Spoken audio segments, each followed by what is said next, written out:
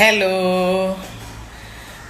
ഞാൻ കഴിഞ്ഞ ദിവസം 2 ദിവസമായെന്ന് തോന്നുന്നു മിനി കൊല്ലം ബ്ലോഗ് യൂട്യൂബ് ചാനലിനകത്ത് ഞാൻ കുറച്ച് ഇസ്രായേലിൽ പോകണ്ടെന്നവർ മനസ്സിലാക്കേണ്ട കുറച്ച് കാര്യങ്ങൾ ഞാൻ അതിനകത്ത് വീഡിയോ ചെയ്തിട്ടുണ്ടായിരുന്നു. അതിനകത്ത് ഉൾപ്പെടുത്താൻ വിട്ടുപോയ 1-2 കാര്യങ്ങൾ ഞാൻ നിങ്ങളോട് അറിയിക്കാനാണ് ഇപ്പം ഇങ്ങനൊരു വീഡിയോ ചെയ്യുന്നത്.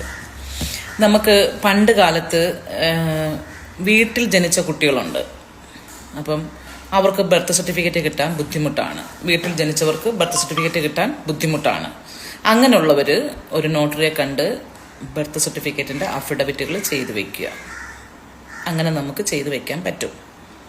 തിരിച്ച് വേറൊരു കുഴപ്പമെന്ന് പറഞ്ഞാൽ, ഇപ്പം നമ്മൾ വർക്ക് തുടങ്ങുമ്പം പിള്ളേർക്ക് നമ്മുടെ സ്കൂൾ സർട്ടിഫിക്കറ്റിൽ അഡ്രസ്സ് വേറെ, SSLC ബുക്കിലെ വേറെ, പാസ്പോർട്ടിലെ വേറെ അഡ്രസ്സുകളിൽ ഒരു നമ്മൾ ജനിച്ച സമയത്തുള്ള വീടുകളിലല്ല ഇപ്പം താമസിക്കുന്ന, പാസ്പോർട്ട് എടുത്ത സമയത്തുള്ള വീട്ടിലല്ല ഇപ്പം താമസിക്കുന്ന. അതെല്ലാം അഫിഡവിറ്റ് ചെയ്യുമ്പം തീരാകുന്ന പ്രശ്നങ്ങളേ ഉള്ളൂ. അടുത്തതെന്ന് പറഞ്ഞാൽ, ആധാറിനകത്തൊക്കെ അപ്പൻ്റെ അമ്മയുടെയും പേരുകൾക്കൊക്കെ വ്യത്യാസം, സ്പെല്ലിംഗ് ഇല്ല, അല്ലെങ്കിൽ മനോജ് S എന്നുള്ളിടത്ത് മനോജ് ഇല്ല, മനോജ് ഉണ്ട്, S ഇല്ല. ഇങ്ങനൊക്കെ കുറേ അറിയാമല്ലോ നിങ്ങൾക്ക്. അതിൻ്റെ അങ്ങനെയൊക്കെയുള്ള മിസ്റ്റേക്കുകൾ വരുന്നിടത്ത് എല്ലാം നമുക്ക് അഫിഡവിറ്റ് ചെയ്ത് വെക്കാൻ പറ്റും.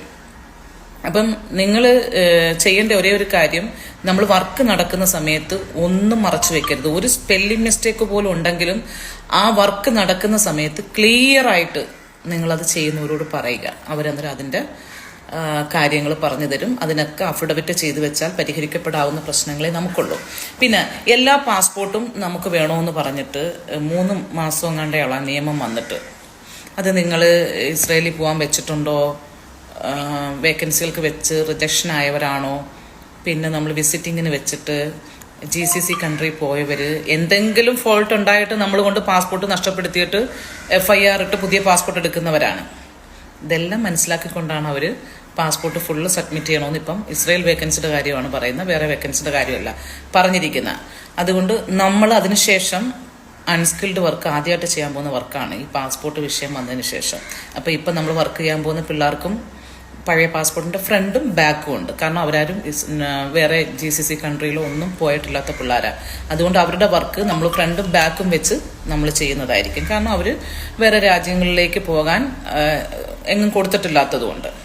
അതുകൊണ്ട് പിന്നെ എനിക്ക് വന്ന കമൻറ്റ്, പഴയ പാസ്പോർട്ടിനകത്ത് എഴുതി കളിച്ചിട്ടുണ്ട്, ഇങ്ങനെ മൊബൈൽ നമ്പറുകൾ എഴുതി വെച്ചേക്കുന്നത്, കുട്ടികൾ എഴുതി പഠിച്ചത്, എഴുതി കളിച്ചത് ഒക്കെ വന്നിട്ടുണ്ട്. അതെന്നാലും നിങ്ങൾ ആ പാസ്പോർട്ട് നഷ്ടപ്പെടുത്തരുത്. നിങ്ങൾക്ക് ഇസ്രായേലിൽ പോകണമെങ്കിൽ ഫുൾ പാസ്പോർട്ട് കാണിച്ചേ പറ്റൂ. അതുകൊണ്ട് പാസ്പോർട്ട് ആരും നഷ്ടപ്പെടുത്താതിരിക്കുക കേട്ടോ. അതുകൊണ്ട് ഇങ്ങനെയൊക്കെയുള്ള കുറച്ച് കാര്യങ്ങളെ നിങ്ങളെ അറിയിക്കാനാണ്. പിന്നെ ഞാൻ കഴിഞ്ഞ ദിവസം ഫേസ്ബുക്കിലൊരു വീഡിയോ കണ്ടു. ഇസ്രായേലിൽ നിൽക്കുന്ന ഒരു സഹോദരൻ തന്നെ ചെയ്തതാണ്. 25 വയസ്സ് മുതൽ 47 വയസ്സ് വരെ ഇസ്രായേലിൽ പോകാമെന്ന്. അങ്ങനില്ല. 25 വയസ്സ് മുതൽ 45 വയസ്സ് വരെയാണ് ഇതുവരെ. അതിൽ നിന്ന് ഏജ് കുറഞ്ഞു വരുന്നതല്ലാതെ ഇതുവരെയും കൂടിയിട്ടില്ല. അതുകൊണ്ട് അതൊക്കെ കണ്ടിട്ട് നിങ്ങൾ ആരും വിചാരിക്കേണ്ട 45 വയസ്സിന് താപ്പോട്ടാണ് ഇപ്പം വരുന്ന വേക്കൻസികളെല്ലാം ശ്രദ്ധിക്കുക കേട്ടോ. ഇങ്ങനെയുള്ള കൊച്ചു കൊച്ചു അറിവുകൾ നിങ്ങളുടെ ശ്രദ്ധയിൽപ്പെടുത്തിക്കൊണ്ട് വീണ്ടും ഒരു വീഡിയോ ആയിട്ട് വീണ്ടും ഞാൻ വരുന്നതായിരിക്കും. ടാറ്റാ.